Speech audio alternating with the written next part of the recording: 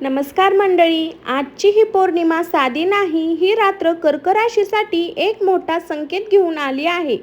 काही लोकांचं नशीब आजपासून चमकणार आहे, तर काहींवर अचानक संकटाची सावली पडू शकते. हो, तुमच्या आयुष्यात जे काही अडकलेलं आहे, पैसा, नातं, करिअर, मन शांती, या पौर्णिमेनंतर सगळं बदलू शकतं. पण फक्त एक चूक तुमचं संपूर्ण भाग्य उलटवू शकते.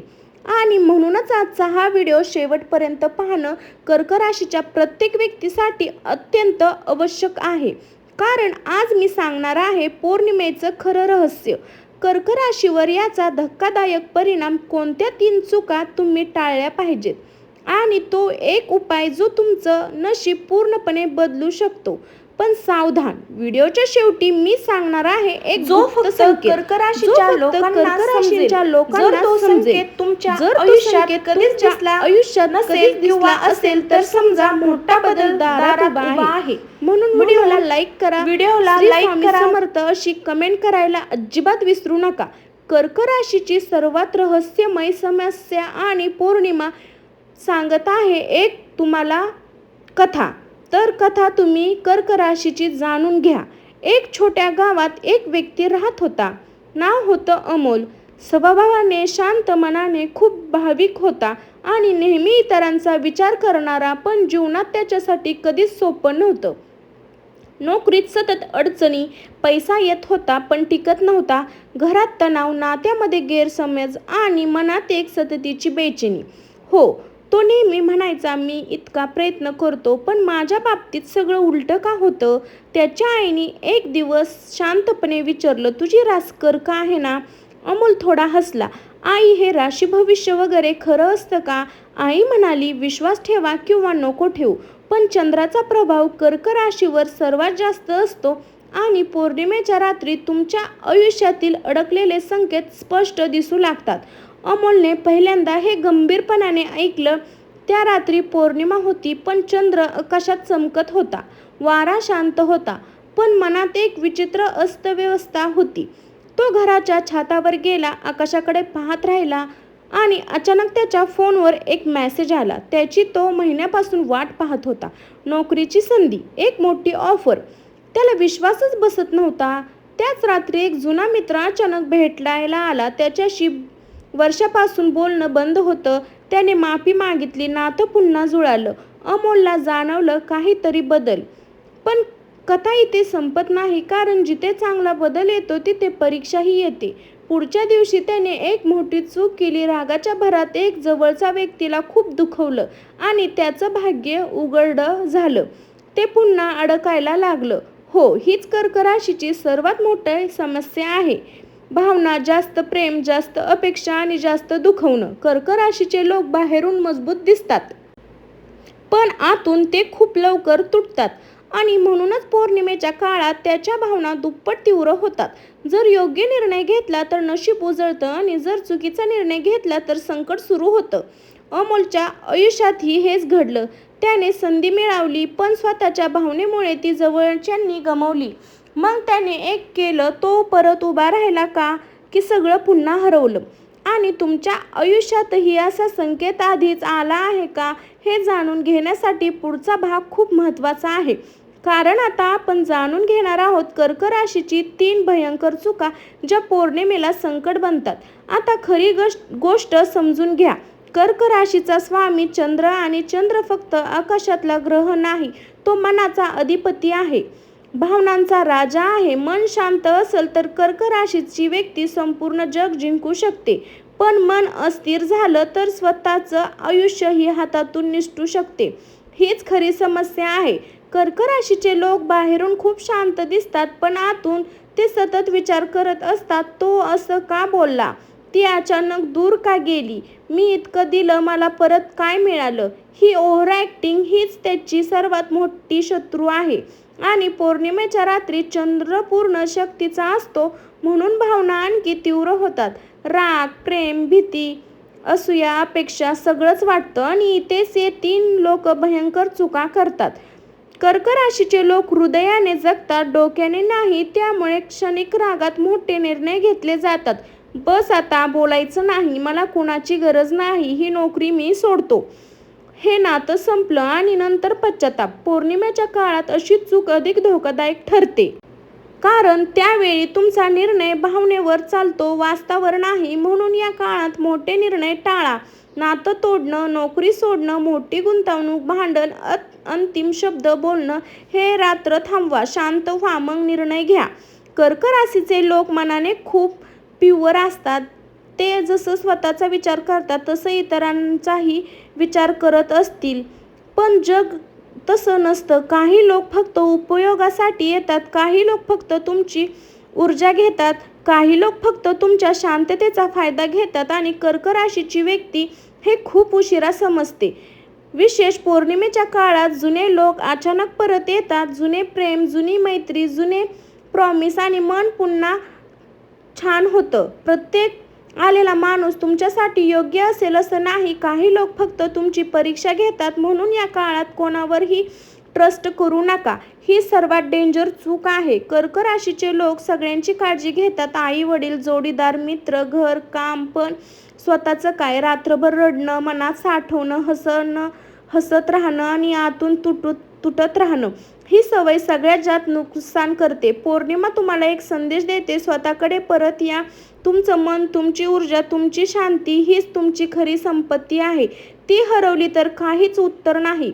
आता प्रश्न आहे, या चुका टाळण्याच्या अशा आणि पौर्णिमेच्या रात्री असा कोणता उपाय आहे जो नशीब बदलू शकतो, तो अडकलेलं काम चालू करू शकतो, जो नात्यामधील निगेटिव्हिटी दूर करू शकतो? ते उपाय बहुतेक लोकांना माहीतच नाही आणि म्हणूनच पुढचा भाग तुमच्या आयुष्यात सर्वात महत्त्वाचा ठरू शकतो.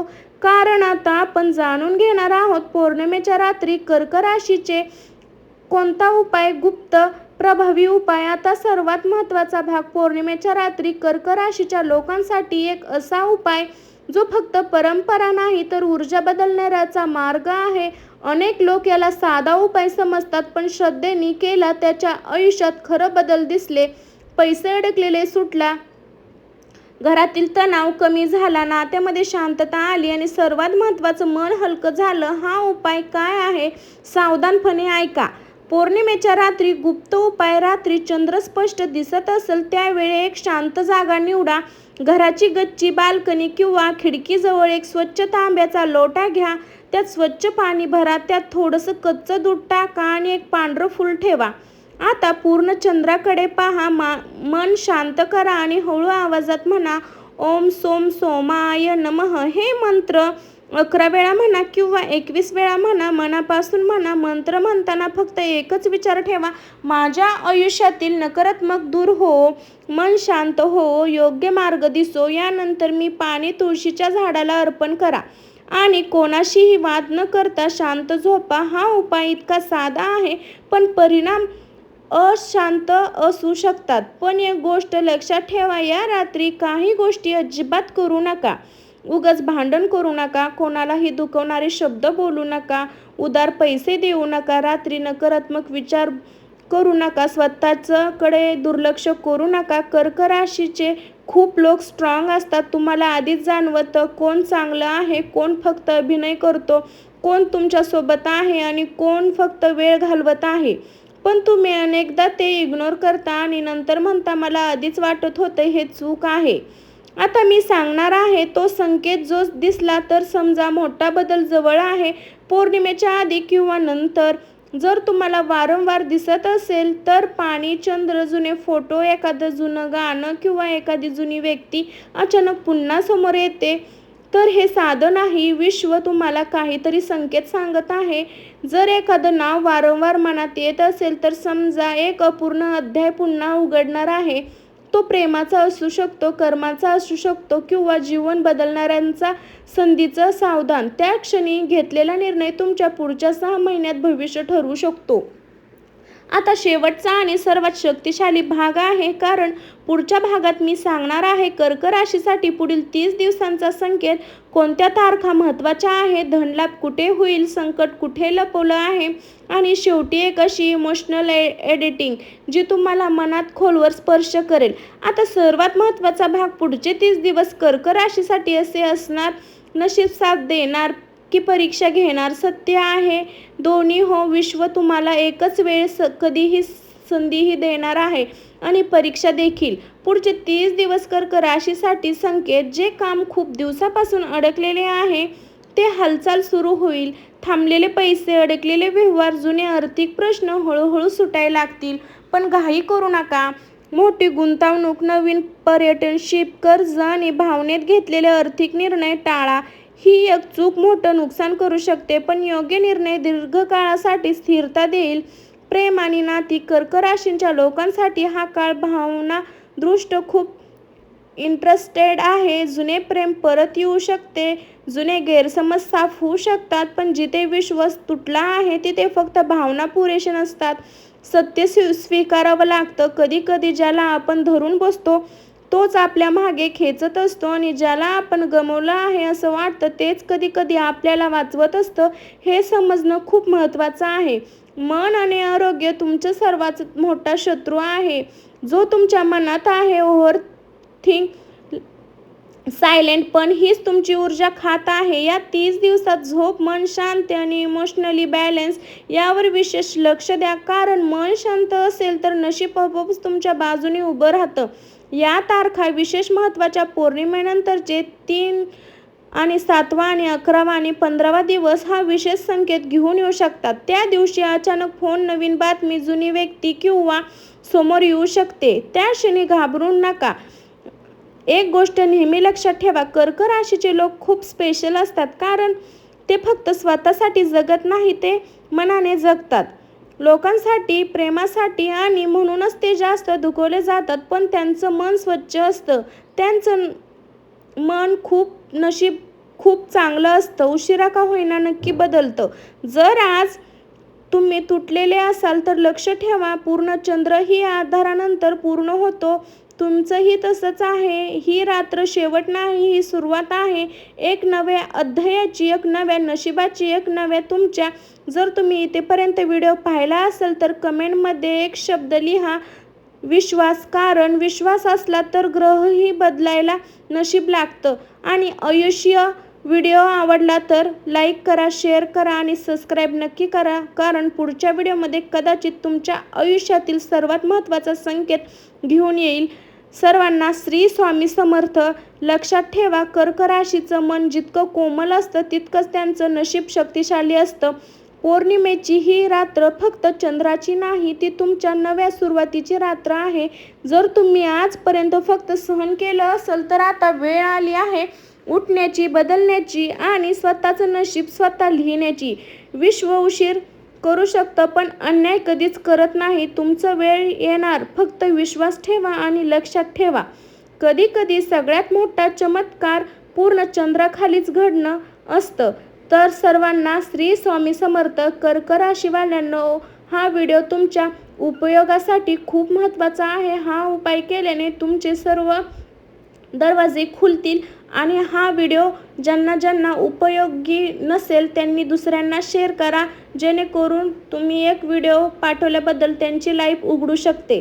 सर्वांना श्री स्वामी समर्थ. अशाच नवनवीन राशी भविष्य बघण्यासाठी स्वामी भक्ती शक्ती या चॅनलला सबस्क्राईब करा आणि असेच नवनवीन व्हिडिओ पाहण्यासाठी लाईक आणि बेल आयकॉन दाबायला अजिबात विसरू नका. आणि कमेंटमध्ये श्री स्वामी समर्थ लिहिला विसरू नका. तर सर्वांना श्री स्वामी समर्थ. भेटू अशाच आपण नेक्स्ट व्हिडिओमध्ये. तर सर्वांना बाय आणि धन्यवाद.